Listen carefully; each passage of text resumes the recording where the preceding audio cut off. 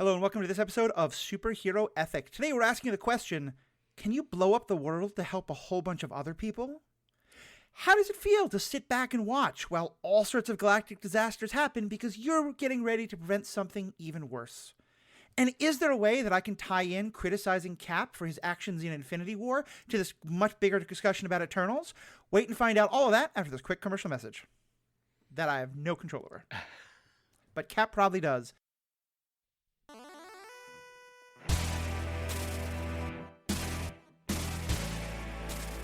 Welcome back. I'm Matthew, your host. I'm joined today by Pete Wright. Pete is one of the founders of the Next Reel family of podcasts, where the Marvel Movie Minute that I've gotten the honor to help co-host this season about Thor has been on. And Pete and I have been having a lot of great conversations about all things movies and MCU and movies versus long-form TV shows and stuff like that. And realized we were both really interested in this new movie that came out, The Eternals, and all the ethical questions it raised. So, Pete, I'm super glad to have you here. Well, I'm delighted to be here. Thanks for inviting me. Cool. Well, let's kind of just dive in. And first I want to get your sense of going into this movie. What did you know beforehand? Like, did you know about the Eternals from comic books? Had you done some research beforehand? No, in fact, I had. We actually covered the show on the Next Reels Film Board podcast, and so I didn't start reading the earlier books on the Eternals until I was researching for that show. So the Eternals were pretty new for me. I knew I had read some of the spoilery stuff around some of the other characters that were going to be introduced, but I went in pretty cold. Yeah. Yeah, I was in a kind of similar place. I'd seen some stuff about how we were going to get. I'd seen some great stuff about the diversity of the cast. I'd seen some great pieces by Kumail Nanjiani about how the Herculean efforts that he had to go through to get his body to look the way it did, and how he wanted people to know, like, this is not normal, which I did think was funny because he never took his shirt off in the movie. So a lot of that effort, we saw his arms, but like probably on a cutting room floor somewhere. He looked great. To his credit, he looked great. If you're into that sort of superhero body type, and coming from where he had been on Silicon Valley, like that's a triumph. I celebrate his efforts. Yeah, and I've been a huge fan of his ever since the pseudo rom-com he did about based on an actual story about his wife getting sick, which is another great movie that I now can't remember the name of, but I'll make sure I remember it before the end of this. But yeah, I was like you. I didn't know much. I went into it kind of cold, and today we're talking about the ethics, not the movie itself, but I'll just start by saying this is not my favorite Marvel movie by a long shot, but I think in part because of the questions we're going to get into, because I felt like the movie raised a lot of great ethical questions that I kind of wish we had more time to explore, and maybe kind of think like maybe this should have been like a 6 or 8 episode Disney Plus series instead of a movie. But it definitely, so it kind of left me as like not my favorite movie, but a lot of great questions to dive into. What was your kind of overall thought on the movie? Well, that was mine too. I felt like there were 3 sort of broad categories of challenges that I had with the movie, and so insofar as I don't want to pile on, because movies are hard to make. That should be stated up front. Movies are hard. It is a work of art, right, in terms of just pushing pixels and locations and camera. It is so beautiful. I wish so deeply that the narrative actually lived up to how beautiful it is. I think there were way too many characters. It was too big, jammed too fast into too short of time, and as a result, it ended up being a 2.5-hour movie that felt like a 2.5-hour movie. Like, it felt long to me. Now, the first category that we already covered on our show, which I'll sort of shy away from, but I think is foundational for my position on this film, is that it's sloppy storytelling. And doing things with characters that are a little bit nonsensical. And so once you get past the sloppy storytelling, you get into some of the more ethical sort of moral questions that introduced conflicts in the Marvel Cinematic Universe writ large that are not addressed to any degree of sufficiency in this movie, that are legit problematic. And that's sort of where I struggle. And finally, the size of the movie is so gargantuan that I wonder if some of the ethical questions are able to be washed away because, frankly, Celestials are so big you can't even grasp how big they are. and maybe it's okay to kill a bazillion people because they're just so big, everybody. Well, and that's right? why we're going to do this podcast, because Yes. we're going to pull them back down to earth. We're going to make them have that conversation. And I do agree with you. And I think, especially actually on your second point, that I have a lot of frustration that I've talked about in other episodes about the multiverse and some of the time travel stuff, because I find it hard to understand, but also because it makes me wonder about the agency of everything. Yes. And there's a great article that I linked to that kind of raised a similar point here about, why do we care about these great stories that Steve Rogers and Tony Stark and Natasha and all the rest of them have been doing, if it's all just like tiny things compared to these Celestials, and that's kind of an issue that Marvel's had for the most part. And I wish that with a longer story they could have done that, but I still think there is a lot of these great questions we can dive into, in part because the movie doesn't answer them. So there's a lot more room for us to dive into. And so let's just start with the existence of the Eternals themselves. Like, what we learn is that these are beings that are millennia old.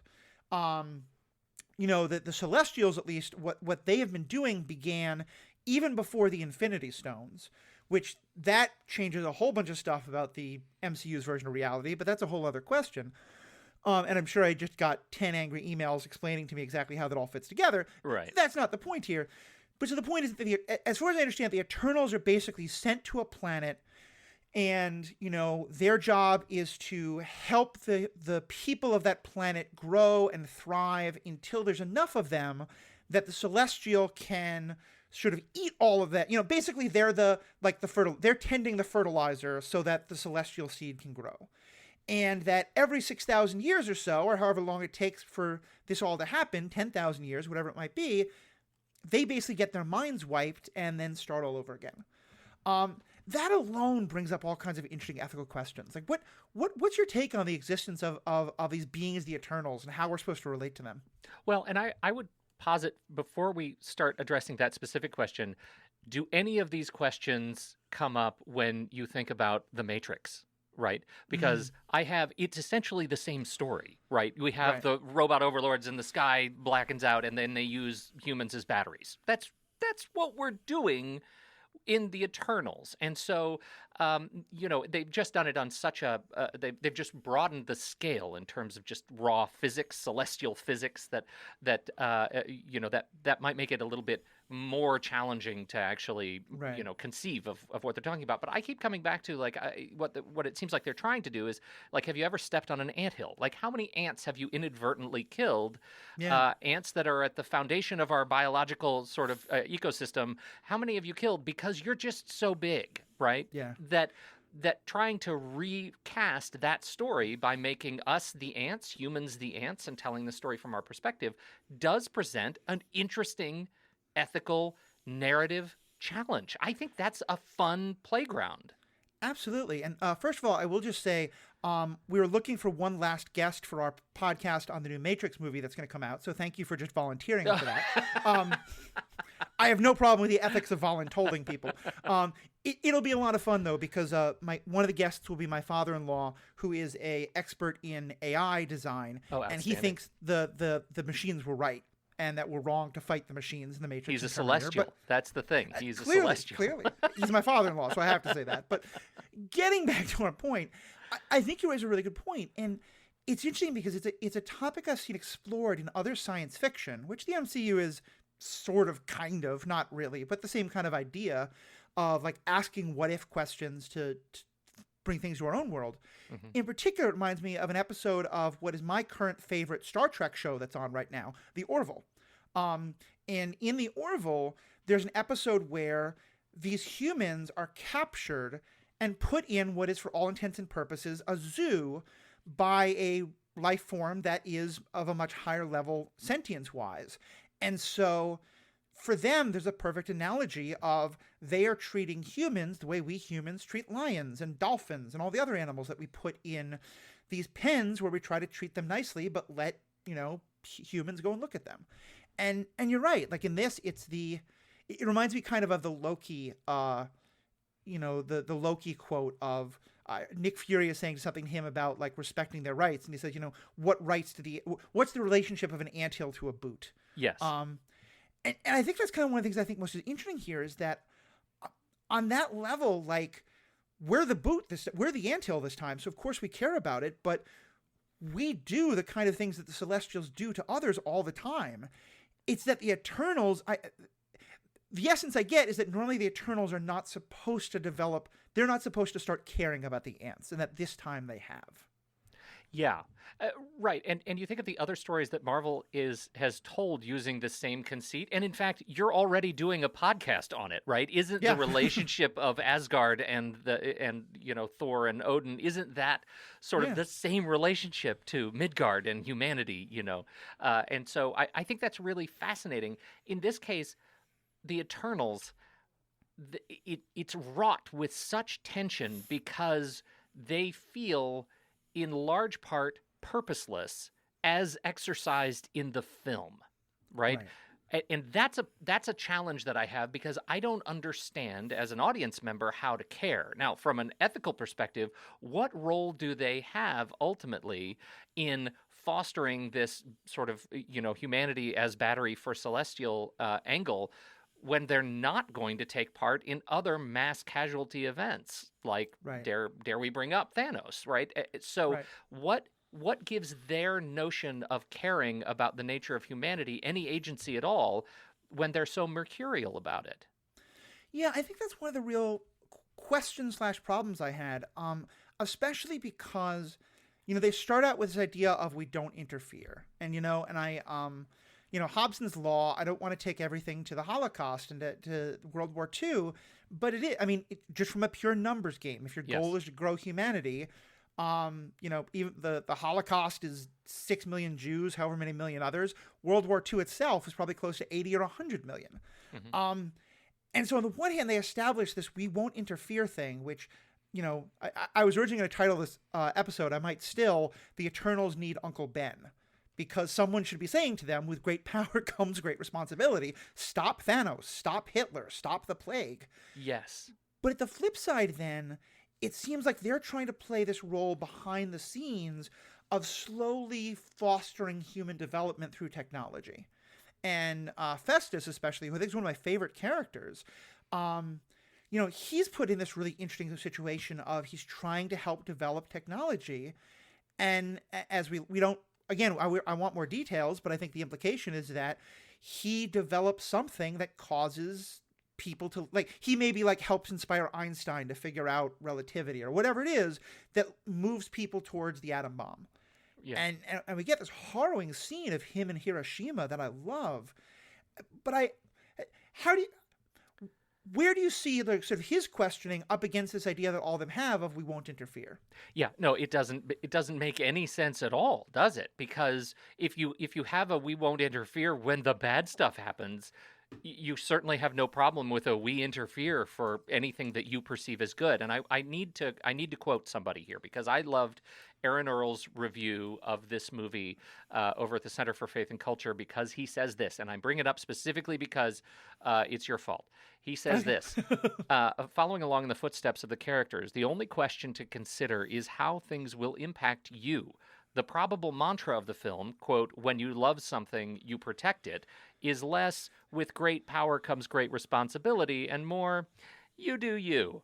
And I love that because it is a movie that is trying to recast the central sort of perspective in the film, not as the superhero or a generic a generic vessel of sort of an audience avatar, but as humanity, and that humanity gets to do whatever it feels right at the time. That's what the Eternals consistently demonstrate. They do whatever the hell they want, whenever they want to do it, and it feels good. And that, I think, is a real challenge. And Festus is one of the great exemplars of this, of, trying to come up with things that will keep moving humanity forward. And if it weren't for the sardonic personalities of his peers, he would have gone bonkers with it. Yeah.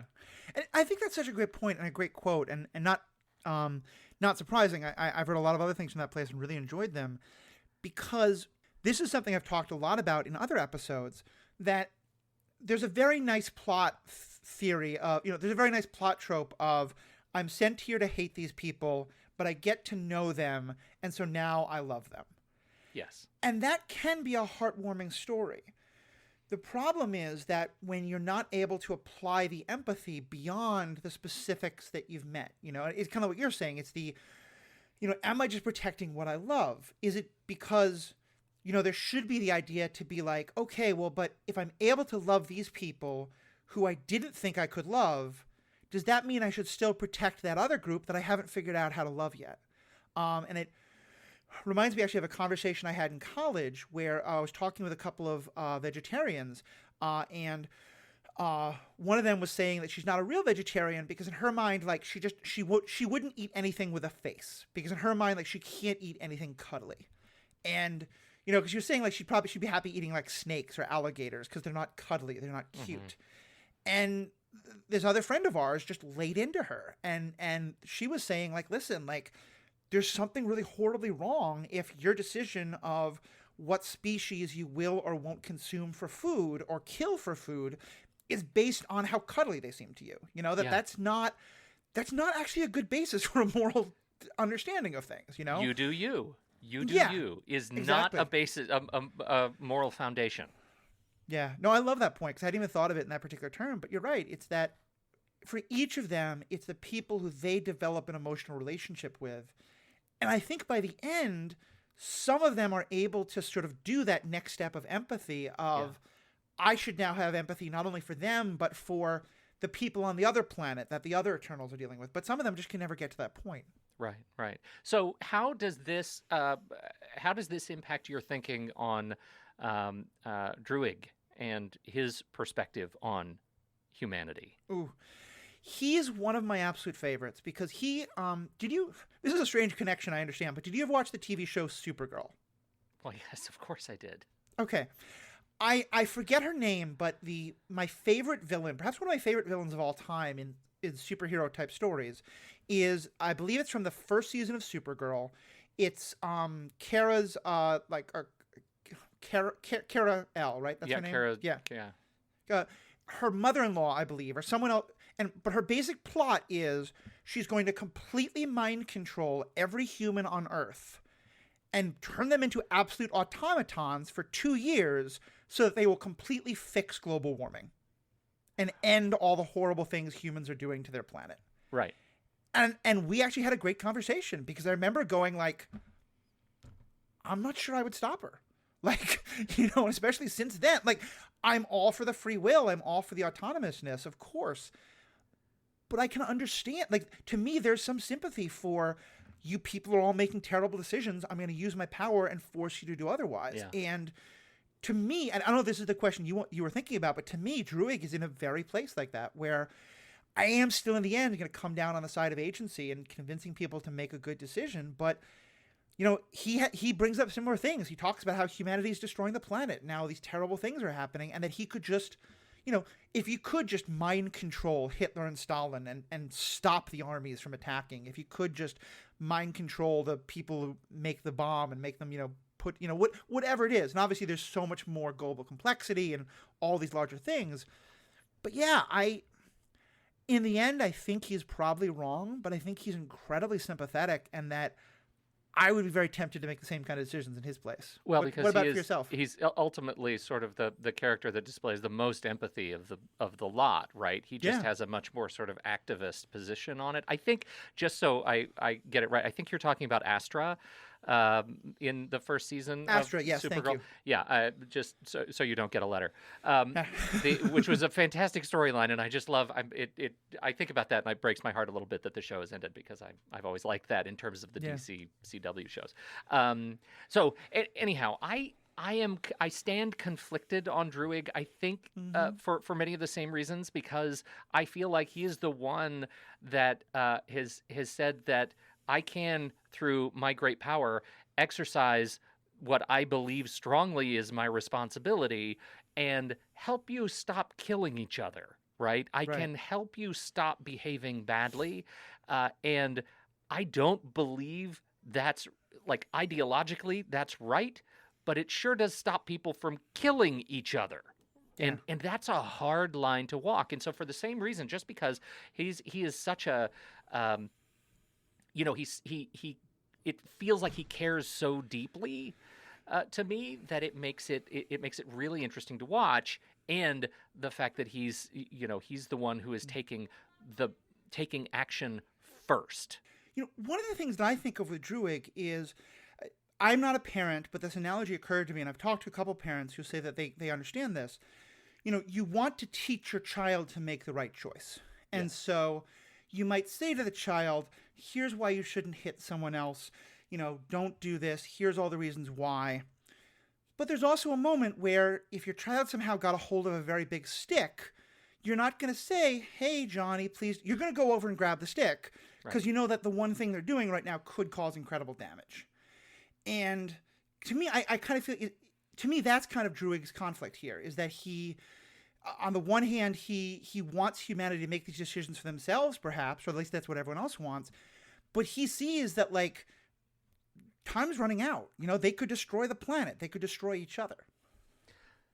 Yes, I think that is my central conflict with Druig because, as a parent, to extend the metaphor, as a parent, what you ideally are doing is spending your life parenting for those first, 16 years, 18 years, trying to not exert your authority in that way, right? You're moving away from it.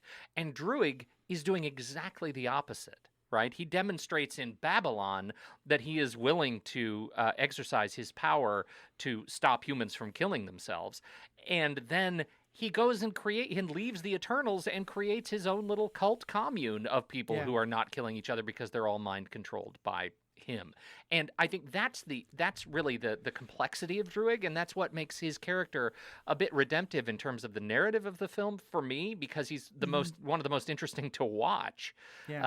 Because he's essentially not wrestling with this choice at all. He has already made that bed and he's moved on, and everybody else gets to just sort of revolve around him. Yeah. No, I think that's a good point. I think it's part of why his story becomes so interesting.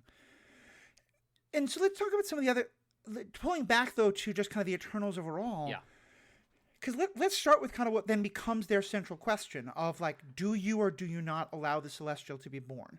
And I think there's two elements to it. One is do the needs of the many outweigh the needs of the few versus do the needs of the many outweigh the needs of the many, many more yet to come? Mm-hmm. We'll put a pin in that question. I just want to start with going kind of where you were starting with. If we understand that we as humans, that we're raised to only morally value some things, and a lot of human development is expanding the world of who we think is morally valuable. That a lot of us are taught, like, it's only people who look like us are the ones who are valuable, and, like, we have to expand that and care more about other people. Right. Some of my vegetarian or vegan friends would say that we need to push ourselves and care more about animals.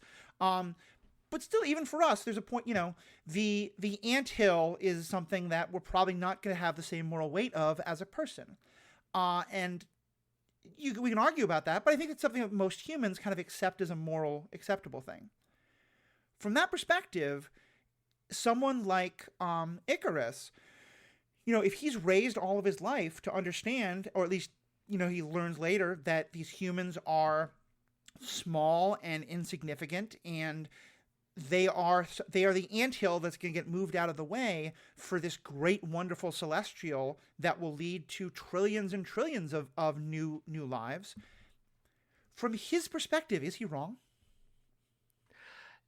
That may be the central failing of the movie, is not adjusting our expectations of perspective. Mm-hmm. And maybe intentionally on Chloe Zhao's part, but I feel like I really struggled with that because I was never given the opportunity to see the world from the perspective of a celestial, right?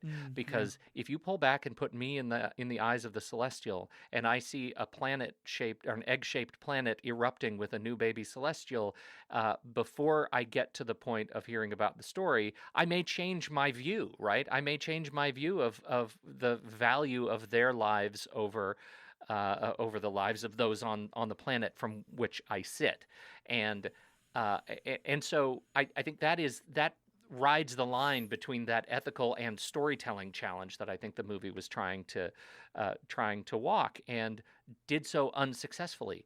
Is he wrong? I don't know. Didn't Douglas Adams already sort of answer that question in Hitchhiker's Guide to the Galaxy? Like, make room for the highway? The answer is 42, man. Yeah, the answer is the 42. Vorlons need to. The Vogons need to. That's right. Vorlon's a very different story. The Vogons Yes, I need to know. build You their tricked me. galactic You totally bypass. tricked me. Yes, it is the Vogons. That's exactly right. And so, I think that's the question that I want to be more satisfying. That the movie has a perspective on, and I almost don't think it does, and that's what makes this conversation hard. Was he wrong? Do you think? First of all, in terms of the movie making, I definitely hear what you're saying, and I feel like my sense is that Chloe Zhao wanted to make a movie that really presented Icarus as, within his own context, just as morally righteous as someone else, as oh god, what was her name? Cersei, as just as morally righteous as Cersei or someone else, and that kind of left the audience to decide. I think where it clashed is, I think you could have told that story. I think that runs up into the MCU need to have a big fight with lots of CGI and a clear winner and a clear loser at the end. And let me just say, I'm a big fan of big battles. Like, I like big battles as much as the next guy. But I do think that this is a missed opportunity to really investigate the weight of sort of zealotry of ideological fanaticism in Icarus, that and maybe because of, again, filmmaking, maybe because the casting and the portrayal of the character was not sufficient, maybe because of the storytelling challenges that we're having here and scripting challenges. Either way, the movie is an empty promise of a discussion of fanaticism. And since the whole movie sort of has to be, it's hanging its hat on fanaticism, that's why the Eternals are there, right? Yeah. It's the whole premise is because they believe so strongly in the will of the Celestials, of their god. And I wouldn't even call it fanaticism, because this is all they've ever known. You know, fanaticism to me is when, like, post-indoctrination. Yeah, it's kind of like it's a fanaticism of the parents who join the cult are fanatics. The kids who are born into the cult, you know, are part of a fanatical movement, to be sure, but in a different way. The conversation I think I would have most wanted to see, because I think it could have given you kind of what you're asking for, as well as some of the other stuff, is the conversation between Ajax and Icarus. You know, Ajax is the one who presumably has known about this all the time, and you know, we get to see where Ajax changes her mind, and then you have again a very fanatical moment. You know, the leader convinces the follower, but then when the leader changes their mind, the follower kills the leader for their heresy. I want to see the moment where, you know, where I want to see more of Ajax when she did believe, because as a human, obviously, I don't want to see myself obliterated. I think that's bad. I have a perspective on that, right? Yeah, and right.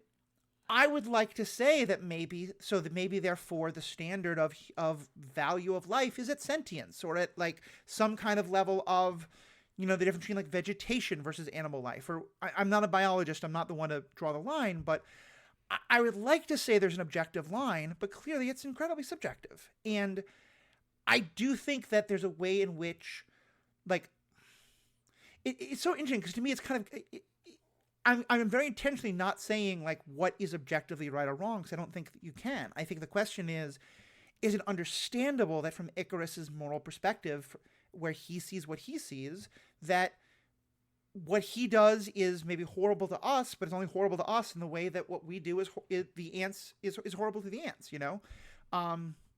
So it's to me, it's a missed opportunity, but it still at least gives us the ability to ask the question, because I think the movie's doing a very good job of making us like sort of pull that lens back and ask ourselves, like, if Icarus is wrong, then where are we wrong? Yeah, I agree with that, and I actually I support that point because more of the problems that I have with that whole exchange and with Ajax's role in the Eternals and in the film The Eternals is these are filmmaking challenges that I have. These are story structure challenges that I have, not the sort of ethical, sort of moral discussion between Icarus Right. and Ajax. I think there was more opportunity to plumb those depths that they did not take. But from your question, Icarus is demonstrating his ideological worldview consistently, arguably through to the end of the film when he has Right. his turn, and that is of merit, right? Yeah. What we get is this whole I think we're missing is in this final battle and possibly lost in the pixel pushing of the big Marvel sort of extravaganza at the end is a more sort of rich exploration of the savior versus the exploiter trope, right? Yeah. Yeah. Say more on that. When it is discovered that the Celestials, that the god is actually exploiting this resource, right? That this thing that they were all ostensibly following, whether they were indoctrinated into this cult-like fanaticism or whether they were born into it, or in the Eternals' case, built into it, they are following this thing. And when they learn that this is actually a tool of exploitation of a natural resource on a planetary scale, that's the thing that triggers their awakening, their awareness that something is Right. wrong. And I feel like that is sort of lost in the, I don't know, where they were, the North Icelandic Sea, somewhere with Yeah. the fingertips of the new Celestial coming out and frozen in stasis there. I think And- that's supposed to be in like kind of the archipelagos of the South Pacific. Oh, Was okay. my memory All from the right. map. Yeah. Where would I end up with Iceland? It was not I Iceland. mean, certainly, I feel like there are some tsunamis that are going to be Yes. formed. Yeah. And it does. And again, this is a movie making problem, but it's the sort of thing that's more an issue of the MCU itself. We are now at the point where someone like Doctor Strange or Hulk or someone else should have thought, wow, those are monsters I'm seeing on TV attacking London, and there's earthquakes, and maybe I should figure out what's going on. Putting that critique aside, I've had this ever since Spider-Man was hanging out in New York City while dragons were coming to life in downtown Manhattan, and Spider-Man didn't notice. Other story entirely. Yeah.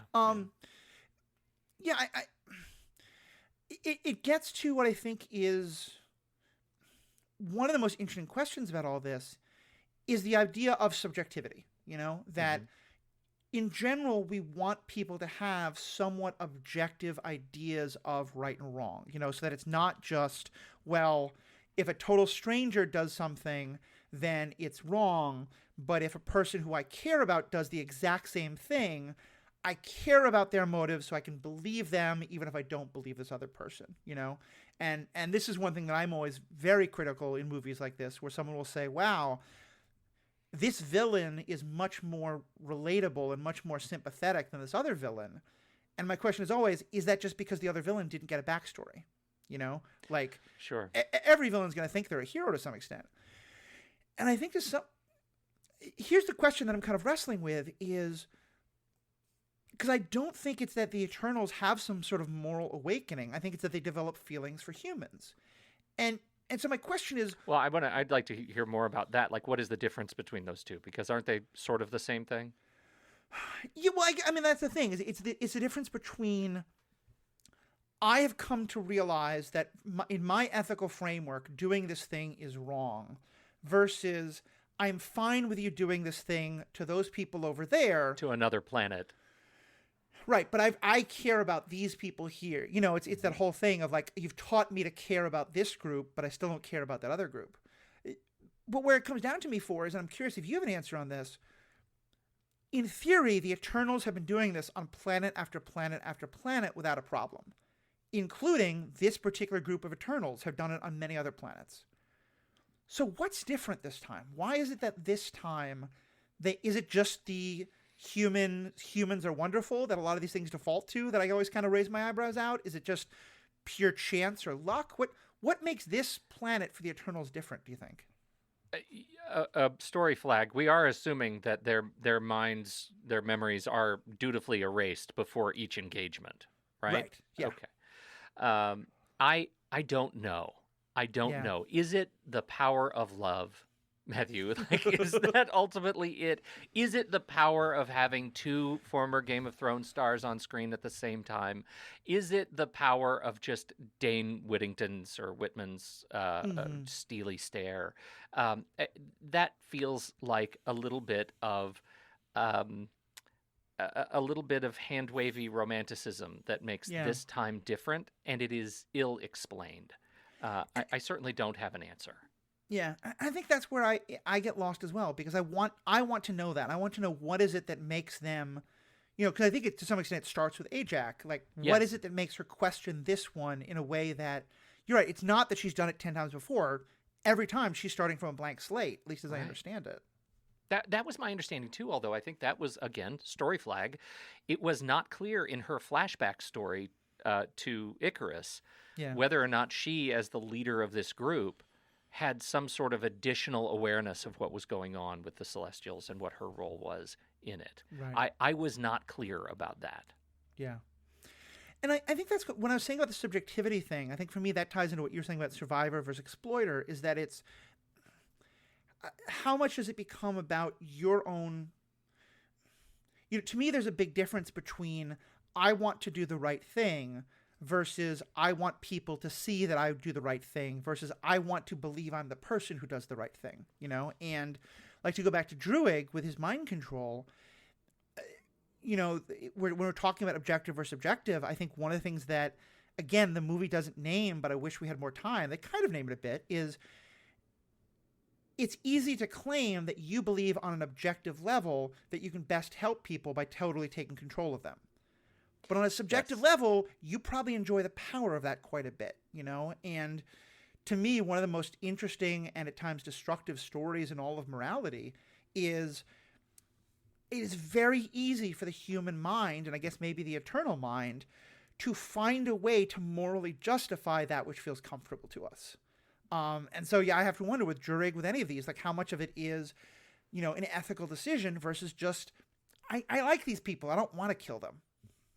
I like these Which people. I is a don't want good to kill thing, to them. be sure. Or Like, that's yeah, yeah, I sure like these people doing nice things to one another and keeping my mindless commune going. Right. I mean, right. so much of that for Drew, specifically from Druig's perspective, is in the capable hands of Barry Keoghan as the portrayer of this character, because he is so good at exuding his love of the power of it, right? I Yeah, think he actually portrays that exceptionally well, and we get a giant pixel pushing forest battle about it, right? I think yeah, that is a real reason to sort of celebrate a high point in the movie that allows us to see his power and his influence and the way he uses his power, and address an MCU need that they have to have, right? yeah, As a beat in a big movie.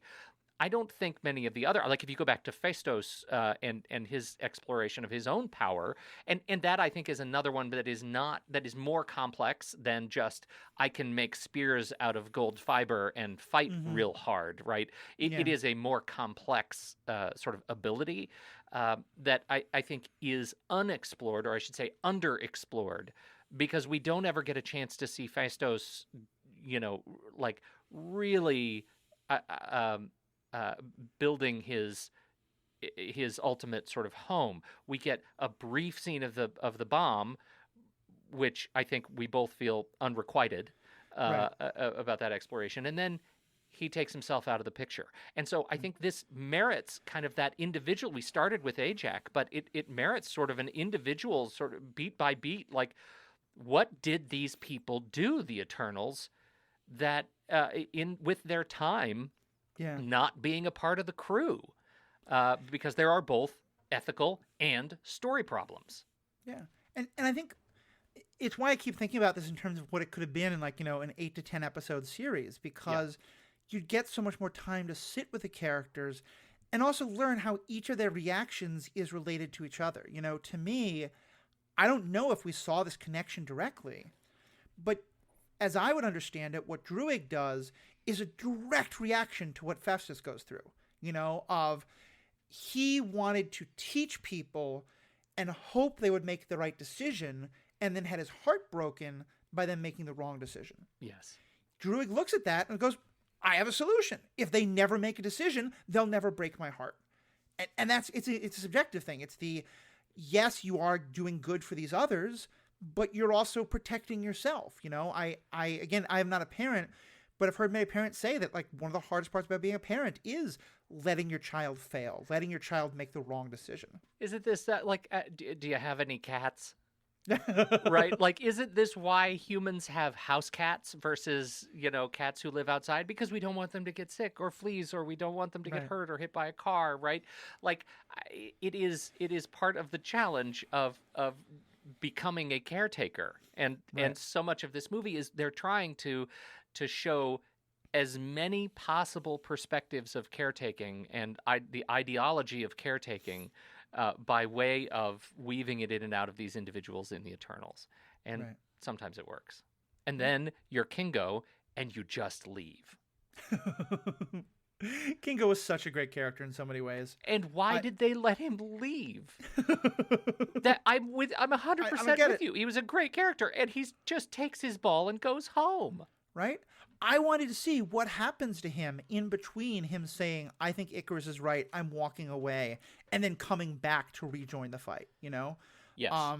Especially because I have to imagine somewhere in a script or somewhere on a cutting room floor is the footage of him and his valet talking, because in many ways the valet is such a great character because he is the human among them, and he is the one who can sort of be like, for Kingo to have that moment of like connecting with him.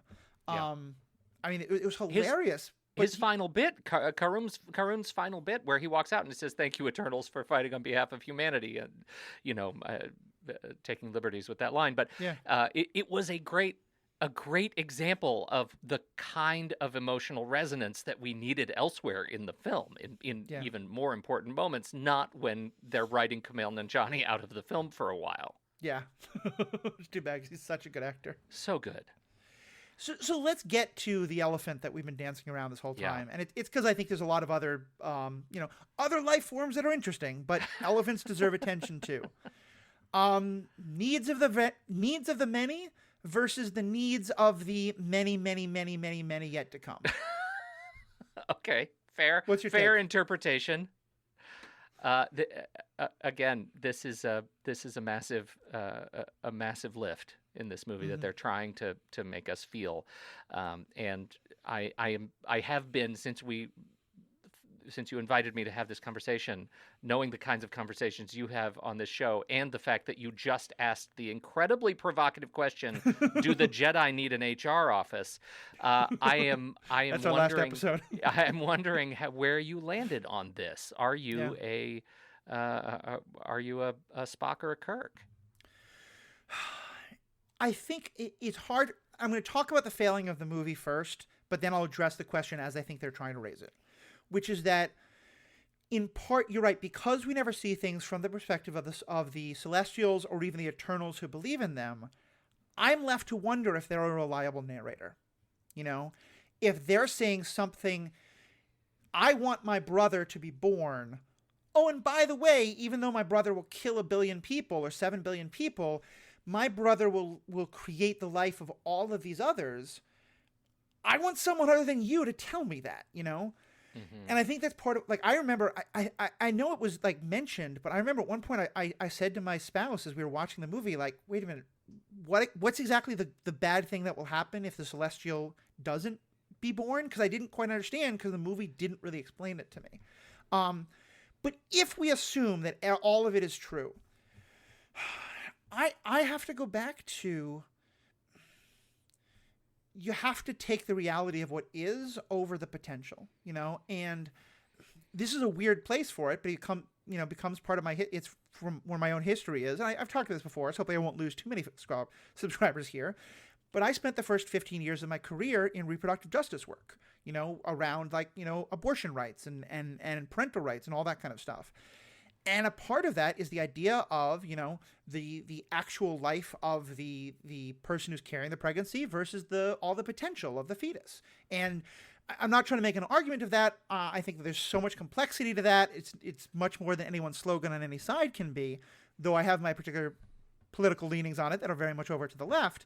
But to me, in some way, it's kind of a similar idea. It's, do you allow the birth of a new creation if the birth is going to kill the host? And does the host have the ability to say, no, thank you, we're going to terminate this? And I don't think the MCU is trying to make an abortion parable writ large, because they don't like controversy. Yeah. But they kind of did. And I think if I'd had more attention to the Eternals, to the Celestials, maybe I could have come down on that side. And I have to recognize my own subjectivity. I'm a human. It's hard for me to accept the idea that my life is not morally significant in a grander scheme of things. But the way they frame the question here, at least, I don't think that it is. You don't think that it is? So you think the Celestial should have been born? No. I think they were right to stop the Celestial being born. All right. Yeah. I ultimately I think they are too, but part of it, again, story flag, is because we've never met the Celestials. I don't think they made a hell of a good case about why we need Celestials, right? Yeah. Is it really the one that we meet enough? Like, doesn't he do enough? Do we really need to bear another one? So that's a story flag that I have. I didn't feel in favor of the Celestials at all. And I would just add to that, they actually go to great effort to make the Celestials appear malevolent. Yes, they do. You know, the right. red eyes, the booming voice. And then when Cersei has stood up to them and she's kind of just yoinked out to another part of the galaxy in what seems to be to stand trial or face punishment, none of that makes me believe that Celestials have our best intentions at heart. But yeah, so I think we're right about the story problem. But assuming, take all that away. Let's assume you do believe that everything the Celestials will say, is it okay to blow up Earth for the creation of all this other life that will come next? Yeah, and I think ultimately what the movie is trying to wrestle with is, if you have the means to stop it, right? Let us weigh the value of collected humanity against one Celestial. Collective versus the one, we should be able to put those on the scales of justice. And now add to the fact that we have the ability to stop this thing. We don't know what the repercussions are. We don't know how long this stoppage might last. Something else will come of it. We know because there are post-credit scenes. But what we have now is the power to exude our metaphysical authority over this thing and stop it. And therefore we did, right? We did. And so get rid of all of the other questions of where the hell are the other superheroes? I don't know, because we just happen to have the right, 3 or 4 of them here to make this job work. They I think made the case that the value of humanity was greater than the value of the one Celestial, no matter how very, very big that Celestial is. Right. And even there, though, it's a case, because the many outweigh the needs of the one, but also remember the bias of it, Yeah. There are millions and millions of bacteria cells that live in my body when I get an infection. And I decide that the needs of the one, me, are more important than those millions of living cells. Right. Living bacterium or virus or whatever they are.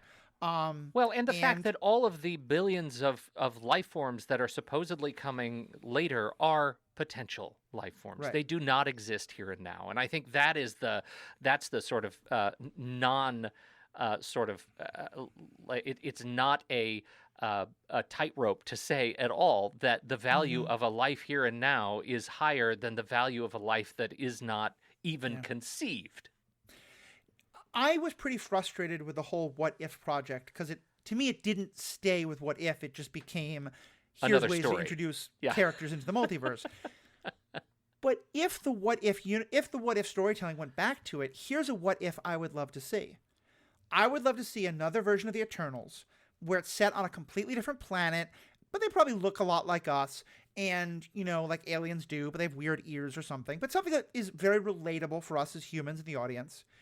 And we come to understand that the characters are facing the same struggle, except we know, because of the power of What If, that the celestial that wants to be born to destroy this planet will create Earth. I see what you've done now. Because like there, it's like here to me, I am always going to come back to how subjective are our ethics, you know, and if it's that would be a great what if episode, right? For sure, like sure. Would we feel the same way on the other side? Would we be totally okay just with these people not being destroyed, but so that our potentiality was never created, you know? Yeah. But again, you cannot. You can like it would be a stretch for what if, for the team of writers of what if, to effectively like convince us that the Earth that they would create is exactly the Earth that we are protective of right now, if it is an Earth that did not exist. And so again, it goes back to a life that exists here and now is of greater import than a life that has not been manifested by this God. Right. Exactly. I think that's a good way to put it. Let's we're almost at an hour. I don't want to go too long. So let's turn to like the one last ethical question that I really want to talk about from this movie, and this is pulling the lens back a little because this is more the ethics of filmmaking than the ethics of the film. But it's a topic that we've talked about quite a lot, which is representation, and I do just want to kind of lift up. I love how much broader the representation is in this movie in terms of having like an openly gay character, or at least an openly queer character, an openly, a disabled, a deaf character, far more, representation of groups like South Asian and things like that. I'm both so happy for it. I also, though, have a little bit of a feeling of, like, we want a gay main character, you give us 1 out of 10. We want a disabled main character, you give us 1 out of 10. It's both great, and I want all of the movies to have this level of diversity, but it feels a little weird that they shoved all the diversity into this one movie, where it feels all much like, yeah, you don't like the gay character? Don't worry, he's only on screen for 5 minutes, and then you'll get somebody else. Forgive the very cynical side of me here, but it is. You're only a touch jaded, just a little bit, just a little bit. I'm on the fence there too, because I feel like I deeply appreciate that. What I have to imagine, my headcanon is that Chloe Zhao came in and said, "This is the kind of cast we're going to build." Yeah, because in spite of all our intentionality, Kevin Feige is a middle-aged white man, and there is a certain perspective that needs to be balanced against that, right? Yes. In a position of authority at Marvel. And I think that the powers that be, I have this sense that the powers that be, or let's say a sense of optimism, that the powers that be in making this movie decided we're going to have a cast that looks like this. It's going to be made up of women and men, and they will be made up of varying shades of color across the spectrum. And also, we will absolutely represent sexual identity as well, and sexuality as well. We're going to represent that somehow. And also, have you seen how many characters we're putting in here? There's just a lot of characters, and eventually we kind of run out of steam on the checklist. But it's hard not to see that as tokenism, like it's just new tokenism, and it's. I want to give the right amount, the judicious amount of credit where credit is truly due. The fact that I have a 15-year-old son, and we went to this movie together, and he noticed those things. Matthew, right? This is a teenager who stopped and said, "This is a Marvel movie, and those dudes are kissing, and that's great," right? Yeah. That is respect. That this is happening. There were naked people on a beach rolling around getting it on in this movie. Which, by the way, only the second sex scene in all of the MCU movies, going back to the Iron Man, Tony and the reporter. Yes. So the ever prurient MCU, at least on film, is becoming. They know how to pull back the curtain a little bit. Yeah. And I will say, we got at least, on to my fan stuff, I got at least one email being like, I hated this movie because I wanted to take my child to it, but it had a sex scene. And my super sex positive self, who used to teach sex ed, had a couple responses for that. But that's another story. I know. I struggle because I'm pretty sex positive too, and I'm pretty sex positive. I only say that because I'm wildly sex positive. Let's have all the more sex. And so I struggle with that, but I want to give credit that they didn't write it out. Yeah, because exactly. they coulda. And So I think that's what I come down is, to me, because I think things like the story of your son is so important. The story of, I've heard from deaf fans who were just in tears in this movie because they'd never seen themselves on screen in that way, especially yeah, because that actress is, deaf herself. Like, that was not a hearing actress who learned ASL. this is Lauren They, Ridloff that we're talking yeah, about here. like they made sure like that they were able to have, and it's not the first time, like Marlee Matlin has done some great acting as well, but certainly in a superhero movie, the first time we've had major South Asian representation this way. To me, it's more that it's like, I want to note the fact that they did it in this ensemble as a like, okay, this is a good first step. I still want a gay main character. I still want main characters who check all the boxes. But yeah, for me, yeah, it's not. I wouldn't say, oh, so this is no good, so don't do this. It's like the two women kissing at the end of the last Star Wars movie. Like, that's not good enough, but it's a step, and it's a good thing. Yeah, I think that's the measure against which they should be judged. Not how much haven't they done, but how much do they continue to pepper into these mass market creations that have to address so many different ideological needs around the planet, and it's only getting harder to do that and to push those boundaries. So I'm trying to soften a little bit my personal sense of insult that they haven't done more, and continue to applaud when they do something, so that they know I love it and my family loves it, and we want to see more representation of the world as we are living it. The complex tapestry of people across across the multiverse of fluidities that exist, right? And so from neurodiversity to sexuality to gender identity, the works. Yeah, I think that's such a great way to put it, especially, because the flip side is, an ensemble should be the place where you see the most diversity because you have the most people, So like the opposite of like, if these 10 people are supposed to represent Earth, they can't all just be European. That wouldn't make any sense, let alone be horribly racist. Yeah. So it's but you can also hear how somebody on the team would be saying, but Lauren Ridloff is a woman, she's a person of color, and she's deaf. That's 3 check boxes. Yeah, it's right. And I think it's important to be critical. Like, that's the thing is when I'm going to come down on it is if in 3 years we've gotten all straight cis superheroes, and someone pushes a Marvel executive and say, well, but we had Festus in Eternals, isn't that good enough? Like, no, that's it is not good enough. Yeah, it is. We'll judge that against the 3 years from now bar. Exactly. Right? So continue to push. So I think that's about all I had in terms of stuff to bring up. We could do episode upon episode upon episode, but unlike perhaps this movie, I want to have some good editing and stick to as much as we can, and be requited in our ethical discussions. Any other last points or questions you wanted to bring up, though? I don't feel like I would be doing justice to those questions by bringing anything up as we lean into our closing credits. But I would just like to say I deeply appreciate the invitation. I love this conversation. I have truly enjoyed our conversations on Discord, and love that you invited me to continue them with you here. No, my pleasure. It's been so great for me to be part of the Next Reel family of podcasts because, I approach filmmaking in terms of the story it tells me. And being part of the Marvel Movie Minute and doing Next Reel and the film board and other stuff with you and with Andy has given me so much more of an education about, what's actually happening in terms of like when this shot is doing this thing and all the stuff about movies that I don't even recognize but that are telling the story. I am going to that whole description you gave about why you didn't think Eternals worked and how you said that you thought it kind of got lost too much in the artistry of it and like not the storytelling and that it was a little bit long, and I'm just going to play that back to you the next time you ask me why I don't like Dune, because I think all of that applies to Dune.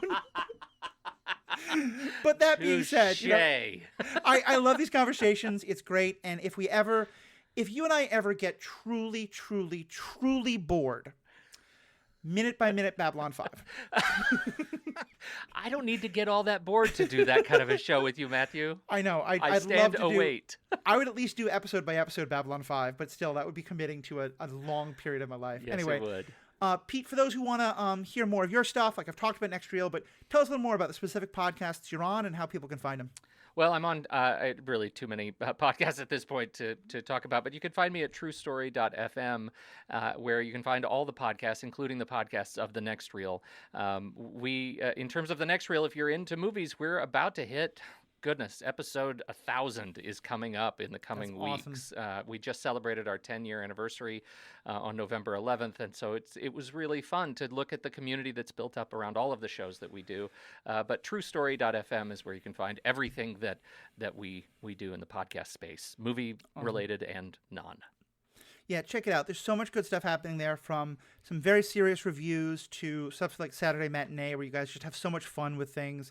An earlier episode did a great thing on, they basically did a bracketology of horror movies, where somehow in terms of like the best, they were looking at the best presentations of, a Frankenstein, a Dracula, a Mummy, or Wolfman. And the Rocky from Rocky Horror Picture Show got fairly high up in the Frankenstein category, as did the Frankenstein from Young Frankenstein from Mel Brooks. So yes. That had me there. So Pete, thank you so much. Thank you to all of us, to all you at Next Reel for welcoming there. To our fans, what do you think? Like, this movie has already caused a lot of, some people love it, some people don't, and that's totally fine. Let's get in other controversies. What do you think? What do you is anyone out there also on Team Icarus or even Team Celestial? Do you think we're completely wrong and the movie was pretty clear and Cersei forever? What do you think? You can send feedback to us by searching for The Ethical Panda on Facebook. You can find us on Twitter at ethicalpanda77. Unfortunately, The Ethical Panda was too long a name by one character, hence ethicalpanda77. You can email me at theethicalpanda@gmail.com, or of course, just go to theethicalpanda.com. There you'll find this podcast, my Star Wars Universe podcast, all the stuff I'm doing on Marvel Movie Minute, and a couple other podcasts that I've had a great pleasure to be a part of. We're just starting to get into our coverage of The Witcher. We're going to kind of do some reviews of Season 1 to then be able to talk about Season 2 on Bingers Assemble. All the new Star Wars stuff that's coming out, I'm definitely going to be all over. It's going to be a great time. So thank you all very much for being fans, and have a great day.